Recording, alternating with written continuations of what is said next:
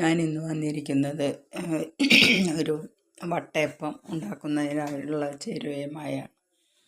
തലേദിവസം രാത്രി ഒരു ഗ്ലാസ് പച്ചരി, സാദാ പച്ചരി, റേഷന് കിട്ടുന്ന പച്ചരി ആയാലും മറ്റുള്ള കടകളിൽ നിന്ന് കിട്ടുന്നതായാലും കുഴപ്പമില്ല, ഏത് പച്ചരി ആയാലും സാദാ പച്ചരി, അത് ഒരു ഗ്ലാസ് കുതിർത്തി അരിച്ച് വെച്ചാണ്. അതിൽ ഒരു രണ്ട് തവി ചോറ്, 2 സ്പൂണ് പഞ്ചസാര, പിന്നെ 1 സ്പൂണ് ഈസ്റ്റ് 2 സ്പൂണ്, പിന്നെ നാളികേരം, ഒരു കപ്പ് നാളികേരം ആവശ്യത്തിന്, എല്ലാം കൂടിയിട്ട് മിക്സിയിൽ നന്നായിട്ട് അരച്ചെടുക്കണം. അരച്ച് നന്നായി ചൂട് പിടിക്കണം. അരച്ചിട്ട് നല്ല ഫൈനായിട്ട് അരഞ്ഞ് കിട്ടണം. അങ്ങനെ നന്നായി അരഞ്ഞത് കുറച്ച് വെള്ളം, ഒരു അര ഗ്ലാസ് വെള്ളം ഒഴിച്ച്, പച്ചരി ആയതുകൊണ്ട് വെള്ളം വേഗം കൂടി വരും. ഒരു അര ഗ്ലാസ് വെള്ളം ഒഴിച്ചിട്ട് നല്ല സ്മൂത്തായിട്ട് അരച്ചെടുക്കുക. മധുരം കുറച്ച് കൂടുതൽ ആവശ്യമുള്ളവർക്ക് കൂടുതൽ ഇടാം കേട്ടോ. ഞാൻ ഇവിടെ കുറച്ച് ഉപയോഗിക്കുള്ളൂ. അപ്പോൾ അങ്ങനെ ഇത്തിരി നല്ല മധുരത്തിൽ തന്നെ കഴിക്കണം എന്നുള്ളവർക്ക് ഒരു 2 ടേബിൾ സ്പൂണിന് പകരം 4-5 ഒക്കെ ഇടാം. അങ്ങനെ അത് 1 മണിക്കൂർ വെച്ച് കഴിഞ്ഞാൽ നന്നായിട്ട്, ഇത് കളറിന് വേണ്ടിയിട്ട് കുറച്ച് വെള്ള കളറ് കിട്ടാൻ കുറച്ച് കുറച്ച് പാല് ജാറിലേക്ക് ഒഴിച്ചിട്ട്, മിക്സി അരച്ച ജാറിലേക്ക് ഒഴിച്ചിട്ട് ഒന്ന് കഴുകിയെടുത്തു. വെള്ളം കുറച്ച് പാകമാക്കിയിട്ട്, ദോശമാവിനേക്കാളും കുറച്ച് വെള്ളയപ്പത്തിൻ്റെ മാവ് അറിയാലോ, ആ ഒരു കൂട്ടിൽ ആക്കി വയ്ക്കുക. അപ്പോൾ അത് 1 മണിക്കൂർ റെസ്റ്റ് ചെയ്യാൻ വയ്ക്കുക. 1 മണിക്കൂർ കഴിഞ്ഞ് നോക്കുമ്പോൾ നല്ല പൊന്തി വന്നുണ്ടാവും.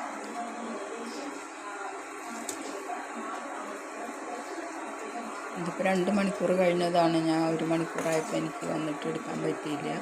1 മണിക്കൂറിന് ശരിക്കും നന്നായിട്ട് പൊന്തി ഉണ്ടാവും. രണ്ടിലൊക്കെ കുറച്ചും കൂടി പൊന്തി വേണം.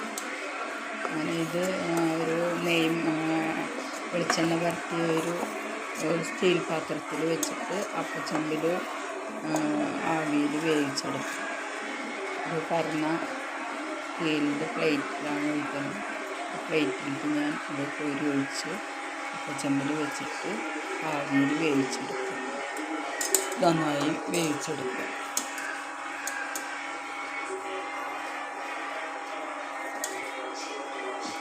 അപ്പോൾ ഈ വീഡിയോ ഇഷ്ടപ്പെട്ടാൽ സബ്സ്ക്രൈബ് ചെയ്യാത്തവർ സബ്സ്ക്രൈബ് ചെയ്യുക. ഇഷ്ടമായാൽ ലൈക്ക് ചെയ്യുക, കമൻറ്റ് ചെയ്യുക. ഞാൻ ഒരു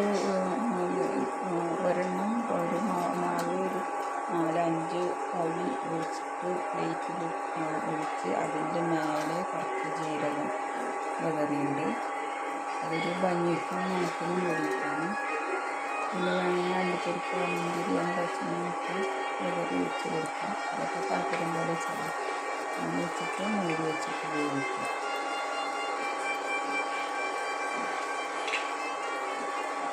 എന്താ നമ്മുടെ കയ്യിലുള്ളത് വെച്ച് കഴിഞ്ഞാൽ അലങ്കരിക്കാൻ പറ്റിയ ചിലത് ചെറി വെച്ച് കൊടുക്കാം.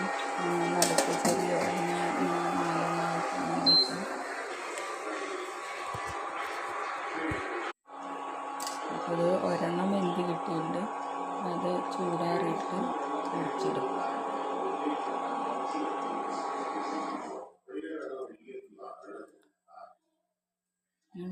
വെന്ത് അത് ചൂടാറി നല്ല സ്മൂത്തായ അപ്പമായിട്ട് കിട്ടിയിട്ടുണ്ട്.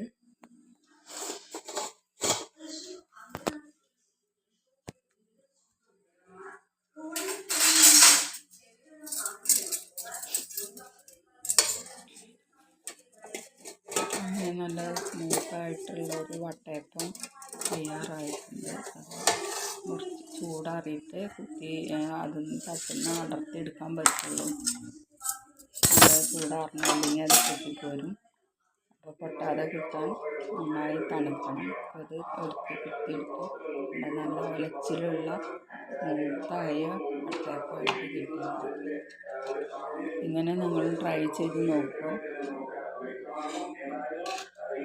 അടുത്ത ഒരു വീഡിയോയുമായിട്ട് ഇനി ഞാൻ വീണ്ടും വരാം. ഓക്കെ.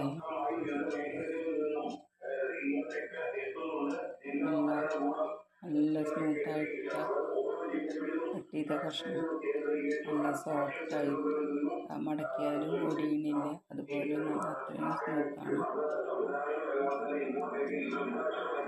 ഈ മാവ് ഉപയോഗിച്ചിട്ട് വെള്ളയപ്പം ചെയ്യാൻ പറ്റും.